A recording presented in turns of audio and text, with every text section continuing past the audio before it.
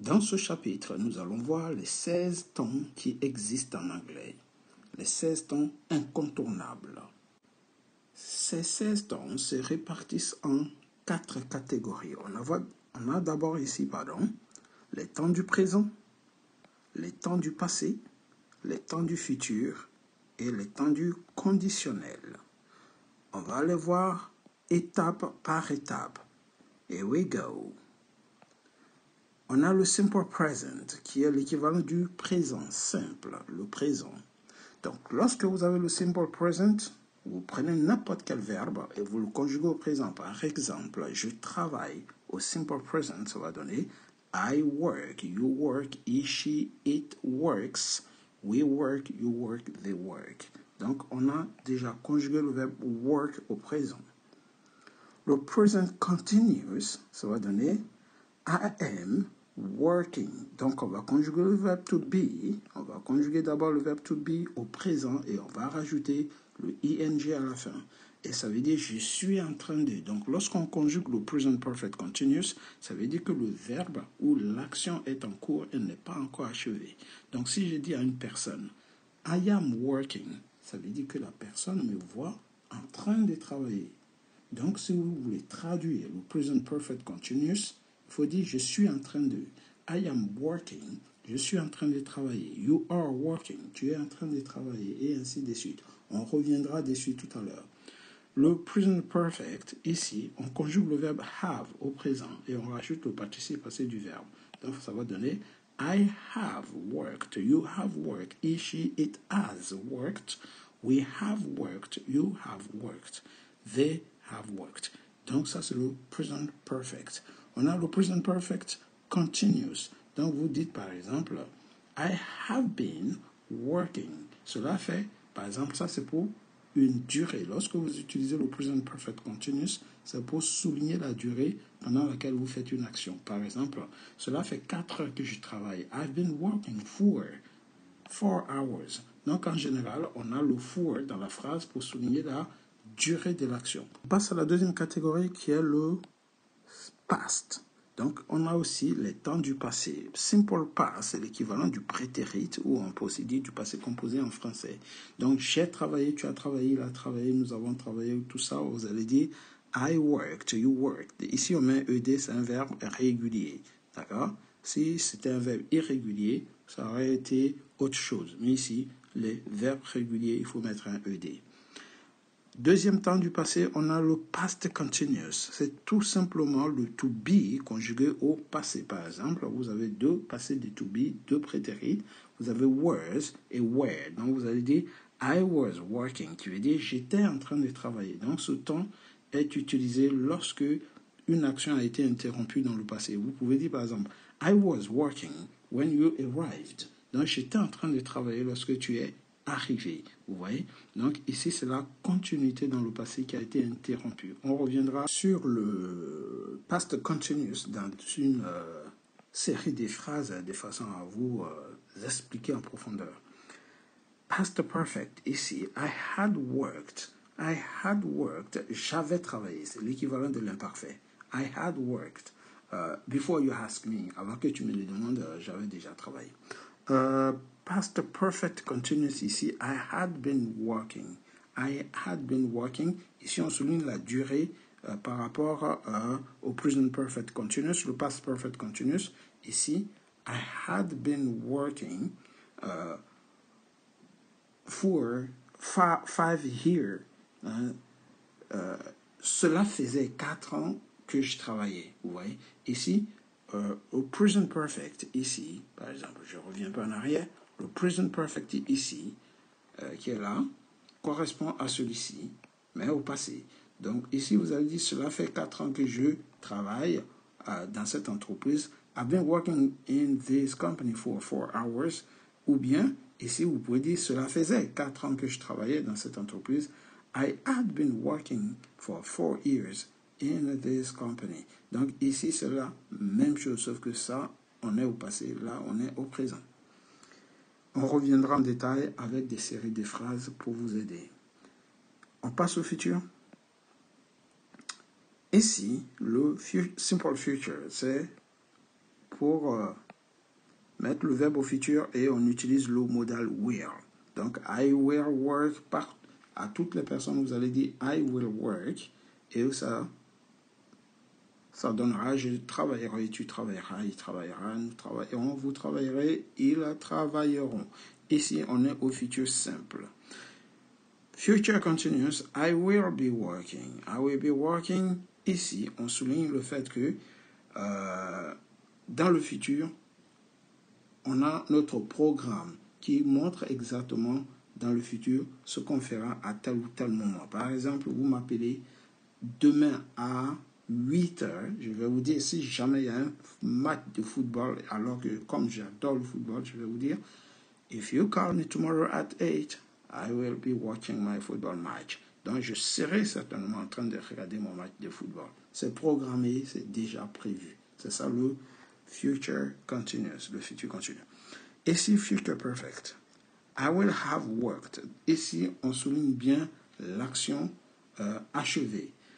By the time you arrive, d'ici le temps que tu arrives, I will have worked on this project.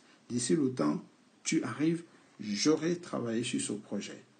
Donc l'action terminée. I will have worked on this project. Alors que ici, l'action n'est pas terminée, mais on montre le laps de temps qui s'est écoulé avant que la personne arrive. By the time you arrive, I will have been working for 4 hours.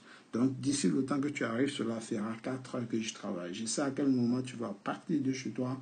Je sais à quel moment je commence le travail. J'ai calculé le laps de temps. Le temps que tu arrives, je n'aurai peut-être pas fini, mais le temps écoulé avant que tu ne commences telle ou telle chose, je te le précise en utilisant le Future Perfect Continuous.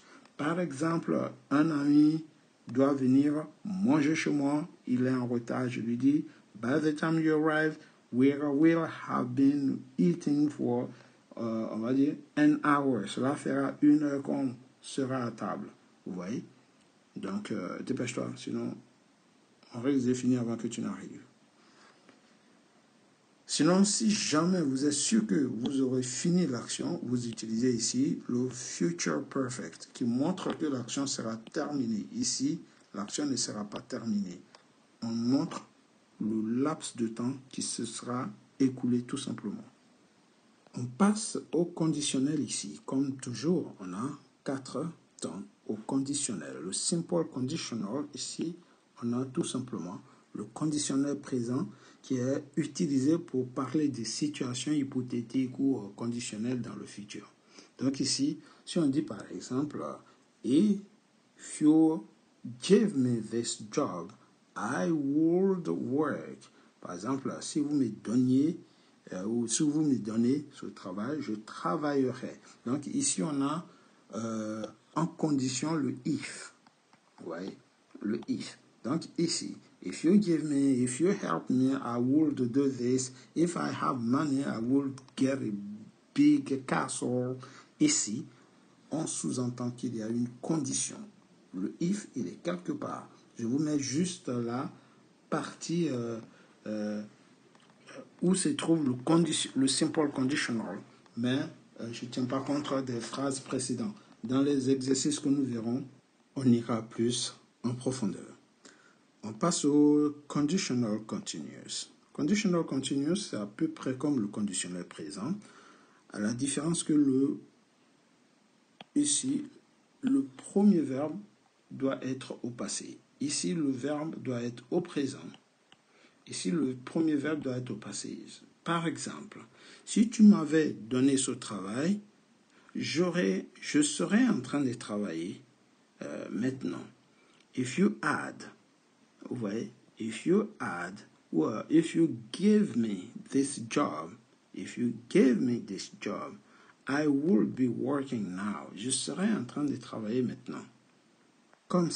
C'est comme si une personne vous disait, if I won the lottery, si je gagnais au loto par exemple, I will be traveling the world. Je serais en train de faire le tour du monde. Vous voyez, je serais en train de voyager dans le monde. C'est dans ce sens.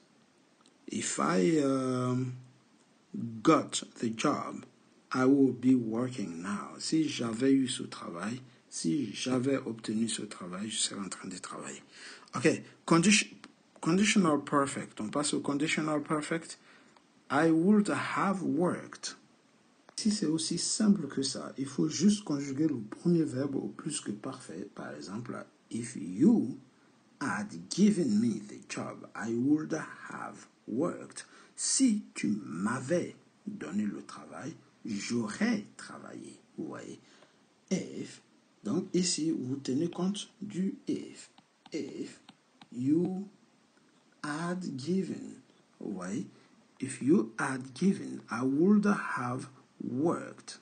Comme si je disais, if I had arrived on time, I would have seen the concert. C'est-à-dire, si j'étais arrivé à l'heure, j'aurais vu le concert. Ouais, c'est dans ce sens qu'on utilise le conditional perfect. Il y a deux prépositions. Dans la première préposition, vous dites if I had, et vous donnez le verbe au participe passé. If I had obtained, or if I had got the job, I would have worked. Si j'avais obtenu le travail, j'aurais travaillé. Oui. Donc ici, would have worked. Le conditional perfect continuous. Ici, conditional perfect continuous, I would have been working. C'est le conditionnel parfait continu, également connu sous le nom aussi du conditionnel passé progressif. Ici, vous pouvez tout simplement parler d'une action continue et inachevée. On exprime ici une action continue et inachevée. Vous voyez? If I had obtained, or if you had given, pardon, if you had given me this job, I would have been working in this company. Ça veut dire, si vous m'aviez donné ce travail, je serais en train de travailler dans cette entreprise. Ça veut dire, je n'aurais pas encore donné ma démission. L'action de travailler serait toujours en cours. C'est ça en fait. Si vous avez aimé, n'oubliez pas, abonnez-vous, likez et partagez, mais abonnez-vous pour ne rater aucun contenu, aucune vidéo. Dans les chapitres à venir, nous verrons par chapitre et par détail chaque temps. Nous verrons entièrement les temps du présent avec des exemples. Nous verrons aussi les temps du passé avec des exemples. Nous verrons les temps du futur avec des exemples. Et pour finir, nous verrons le conditionnel accompagné de plusieurs exemples pour bien comprendre. Si vous avez aimé, abonnez-vous. Abonnez-vous pour ne rater aucune vidéo, aucun contenu. Merci d'avance pour vos efforts, vos dévouements et votre soutien. Take it easy, guys, and see you next time. Goodbye. On reviendra très rapidement sur chaque détail, comme je viens de vous dire. On reviendra dans les chapitres à venir sur le présent, les temps du présent, les temps du passé, les temps du futur et les temps du conditionnel. J'espère que cette petite leçon vous aidera à maîtriser les 16 temps qui existent en anglais. Take it easy, guys, and see you next time. Goodbye.